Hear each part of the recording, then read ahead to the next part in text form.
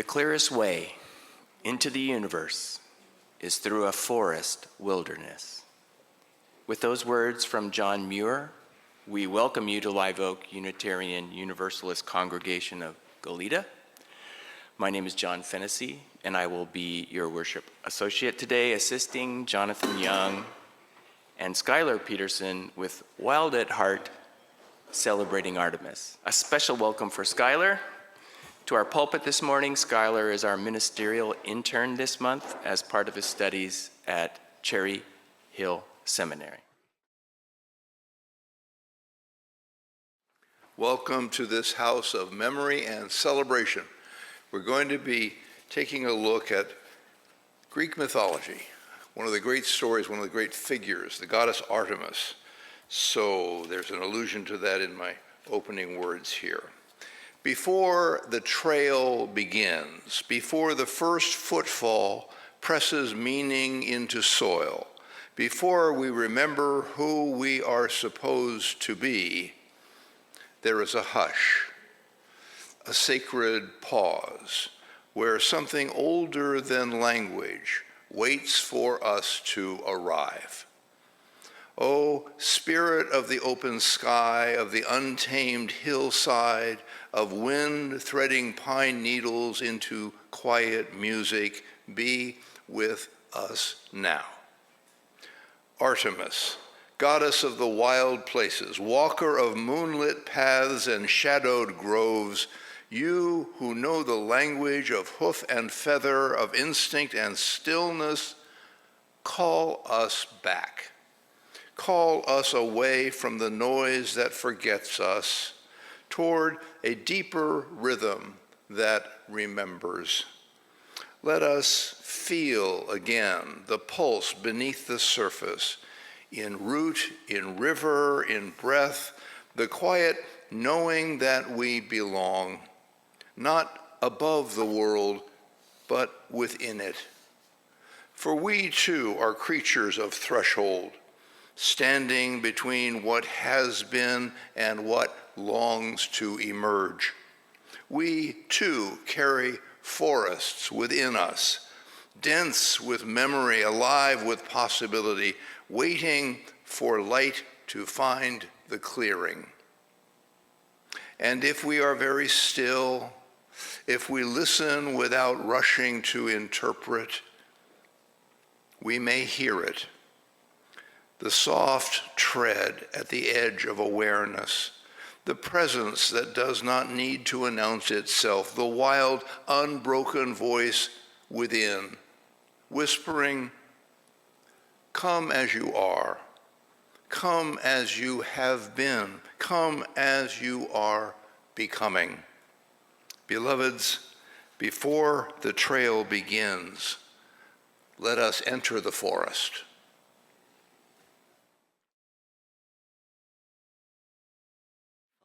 Thank you so much for having me. My name is Skyelar, as the Reverend introduced me as, and I would like to invite you all for today's meditation to relax into your chairs, close your eyes, and enjoy this poem called Sleeping in the Forest by Mary Oliver. I thought the earth remembered me. She took me back so tenderly, arranging her dark skirts, her pockets full of lichens and seeds. I slept as never before, a stone on the riverbed, nothing between me and the white fire of the stars but my thoughts. And they floated, light as moths among the branches of the perfect trees. All night I heard the small kingdoms breathing around me, the insects and the birds who do their work in the darkness. All night I rose and fell as if in water, grappling with a luminous doom. By morning I had vanished at least a dozen times into something better.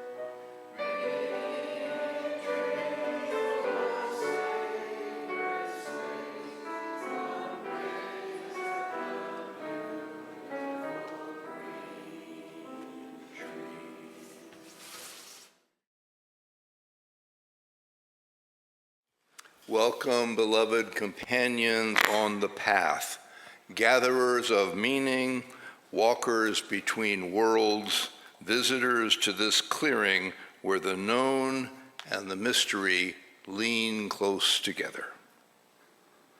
Listen, there is a sound beneath our hurried lives, beyond traffic headlines, the restless ticking of obligation.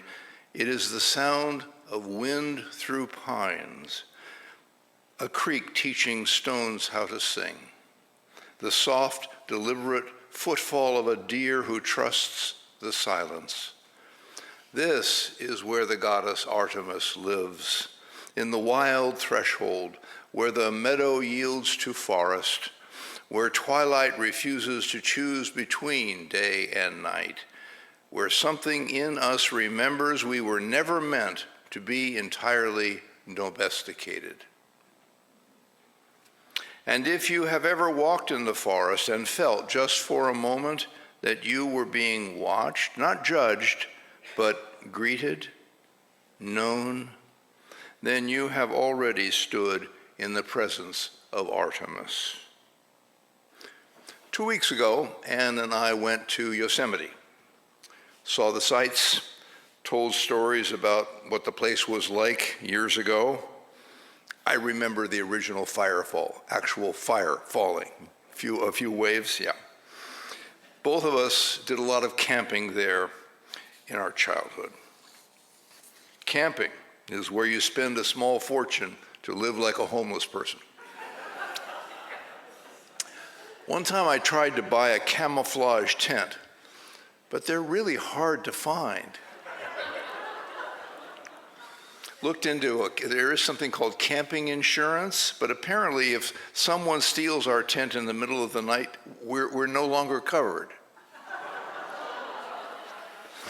Okay, camping was too much of a challenge. We got a room. Did some hiking, meditated on the big trees. Oh, we saw a bear. If you've ever encountered a bear in the wild, you will know that your spiritual awakening becomes much more immediate.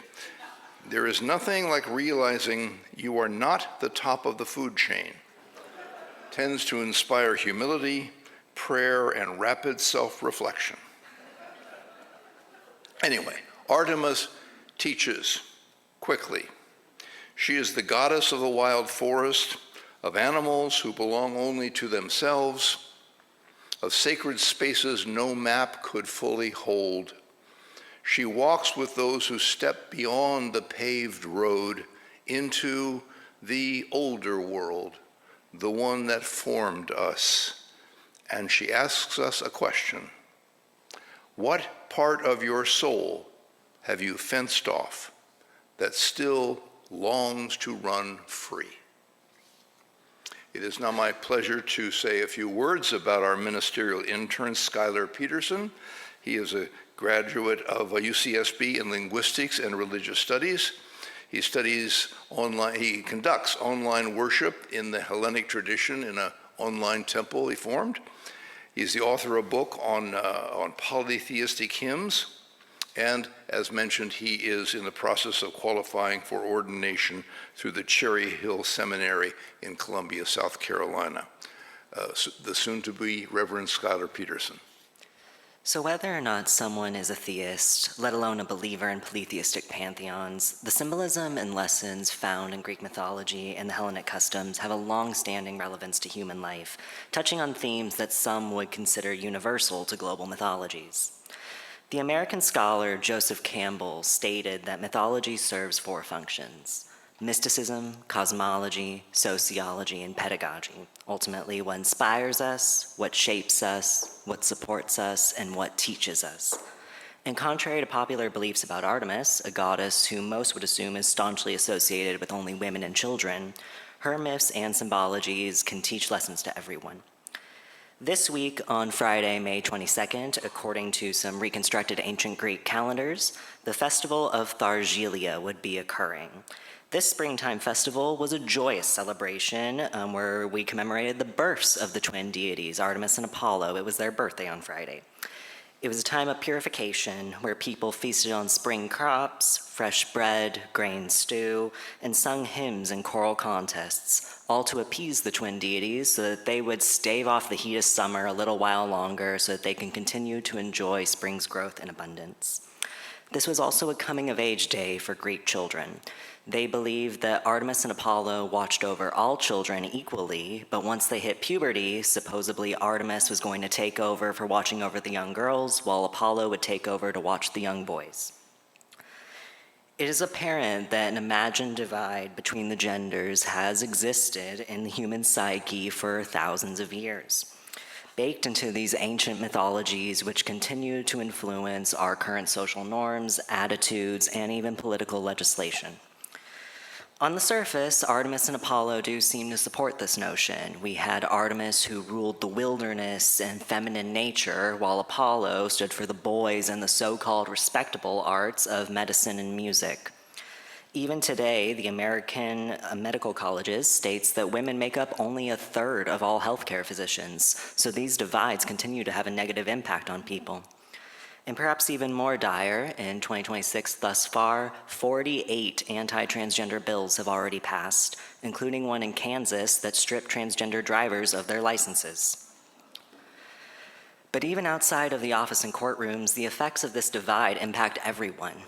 Women who are shamed for their righteous anger, for taking up space, for demanding equality, men shamed for their emotions and any deviance from hypermasculine ideals, and of course, intersex and transgender people who suffer the brunt of systemic oppression for breaking this so-called binary. But it is not based in any biology, because every human being alive is proof of that in their choices, personalities, dreams, and exercises of bodily autonomy. The United States inherited this binary from a long history of Western philosophy, most definitely including the Greek myths. But what systems of power choose to enforce is not the full story, and we can find plenty of evidence in Artemis's myths. To start, she was never a deity solely reserved for women. Men worshipped and revered her as a goddess of the hunt and war, because for better or for worse, it wasn't the common Greek woman who was fighting and hunting. And even virginity, a trait staunchly defended by Artemis, was not solely a means of controlling women. One mythological figure, Prince Hippolytus, who was a son of Theseus, pledged himself to become one of Artemis's chaste hunters. He even refused the goddess Aphrodite and was killed by her for it. But in order to commemorate him for his vows, Artemis revived him and gave him the honored position of being her temple attendant.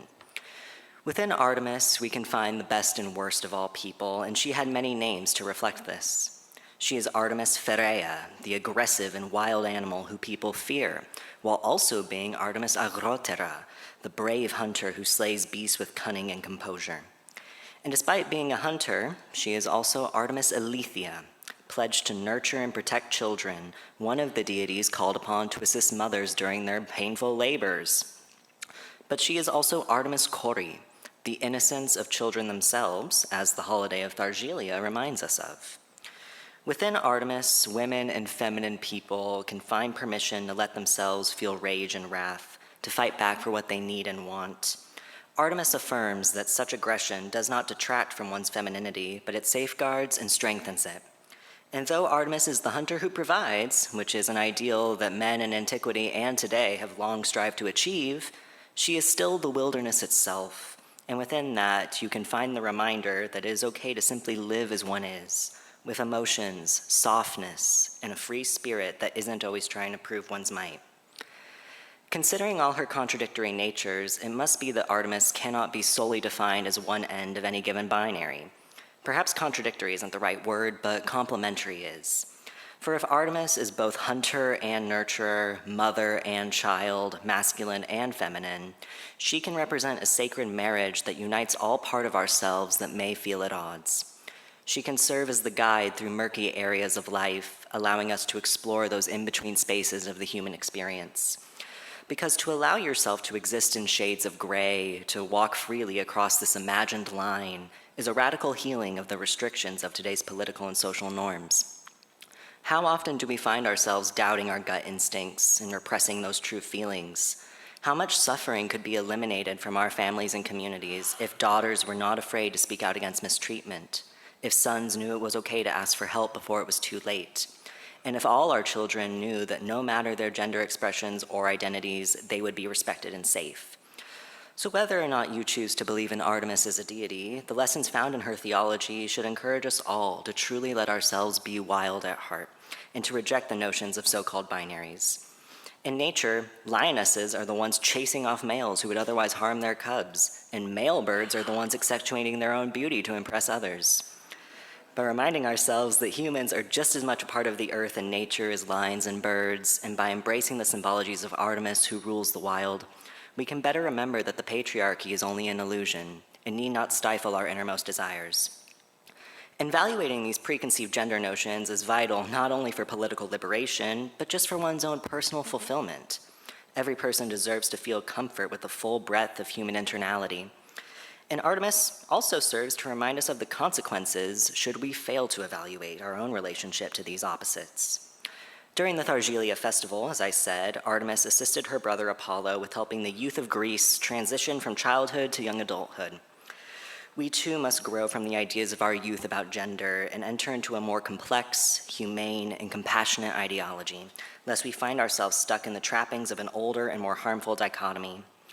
There's a cost to ignorance, and now with the risk of getting a little grim here, I previously mentioned that the Thargelia was a festival of purification, but I failed to mention how they did that. This festival is thought to be the origins of the scapegoat, because every Thargelia, in true Hunger Games fashion, one man and woman, called Pharmaki, were beaten and chased out of the city. This was due to the belief that they would absorb the ritual impurities of the land and that their banishment would cleanse the others. Turning a blind eye to the injustices women and gender nonconforming people face, treating them as the scapegoats of our age, is a modern realization of this cruel practice. Perhaps if the ancient Greeks had done their due diligence to evaluate their own ideas, the world could have become kinder, but there's no time like the present to improve. By studying the theologies of deities like Artemis, we can realize that nature is far kinder and whole than previously thought, and that our inner hearts need not be limited by imagined opposites any longer. I invite you all to take your time to meditate on what values, dreams, and urges you feel deep inside you, no matter your gender.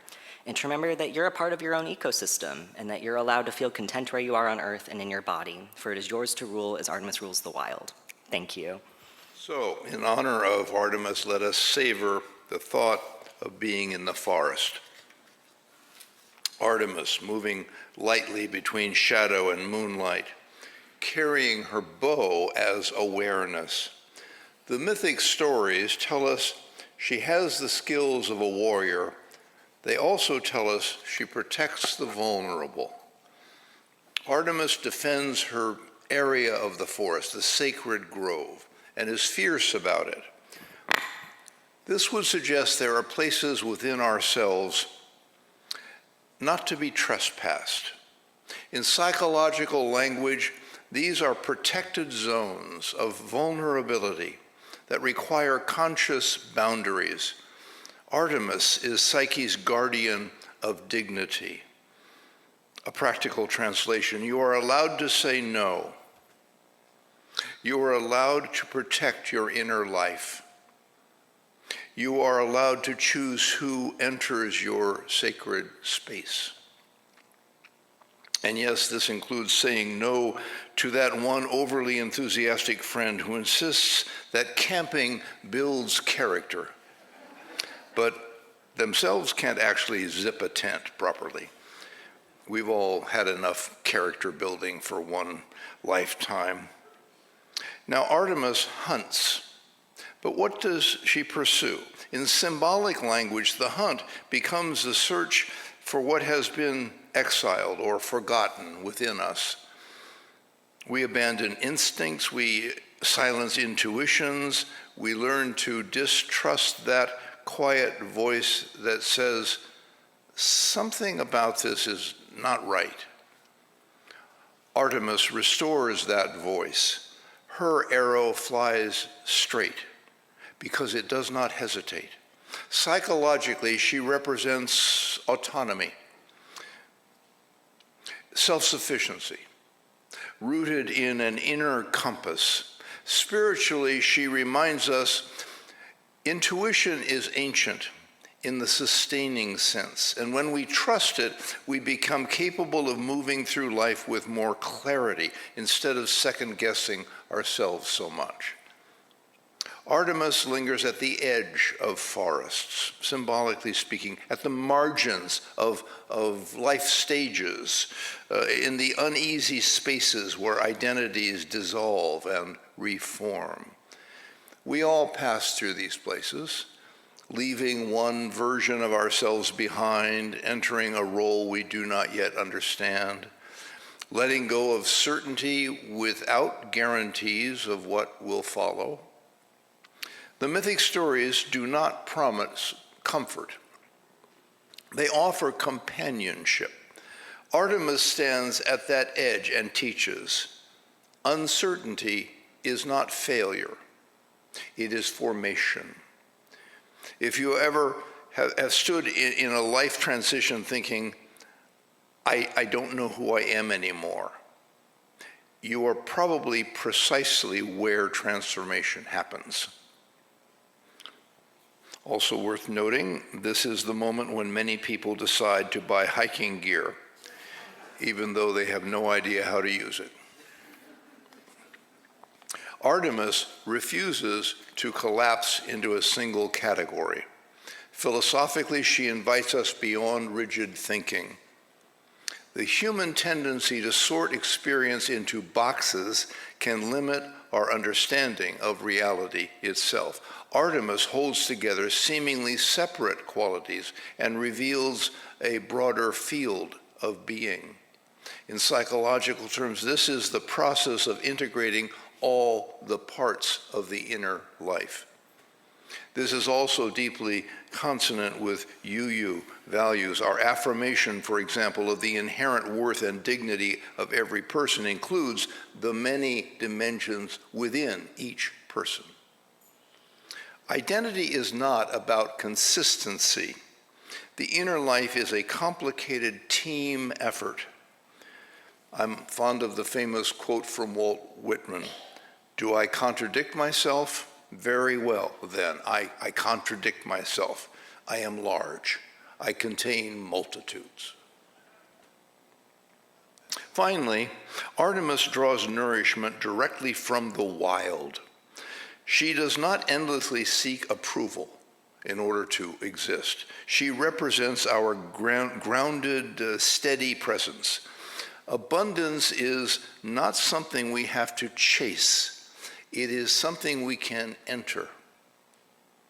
The way a hiker enters a forest and realizes that life is happening everywhere at once, even if we forgot the snacks, which happens more often than the spiritual literature admits. Action steps. I have 6 action steps today. 1, enter a wild space regularly. Spend some intentional time in nature, forest, canyon, shoreline, without agenda. Let sensory experience guide you. Notice what awakens when you are not concerned about what others think. There aren't even people around. You don't have to go very far, by the way. There are wonderful hikes minutes from here. 2, practice boundary rituals. Identify one personal boundary that needs strengthening. Then practice affirming it, internally or out loud. Treat your inner life as a sacred grove. 3, follow one instinct without overthinking it. Choose a small decision and trust your intuitive response. This can build confidence in other ways of knowing and acting. 4, map a life threshold. Reflect on a transition you are currently navigating. Think about it right now. Maybe take some time to journal what you're leaving behind, and then what is emerging, and what still feels uncertain. Honor the in-betweenness as meaningful in its own right. 5, reclaim some neglected part of yourself. What interest, passion, or quality have you abandoned or not invested in lately? Take one step toward it this week, however small. And finally, 6, protect and advocate for the wild. Some small thing to support conservation efforts, to reduce impact. Engage your voice in protecting ecosystems and wildlife. Spiritual reverence is strengthened when we translate it into activism. In closing, as you reflect on these themes, notice the wilderness within you, in your breath, in your listening, in the quiet certainty that something ancient moves just beneath your thoughts.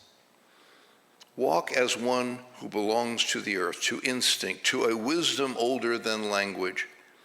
May you find courage at the threshold, clarity in the search, and rest in the sanctuary of your own being. And if along the way you hear leaves rustle behind you, pause, listen. Maybe the wind, it may be a deer, or it may be the spirit of the forest itself, reminding you that you were always meant to be a little wild.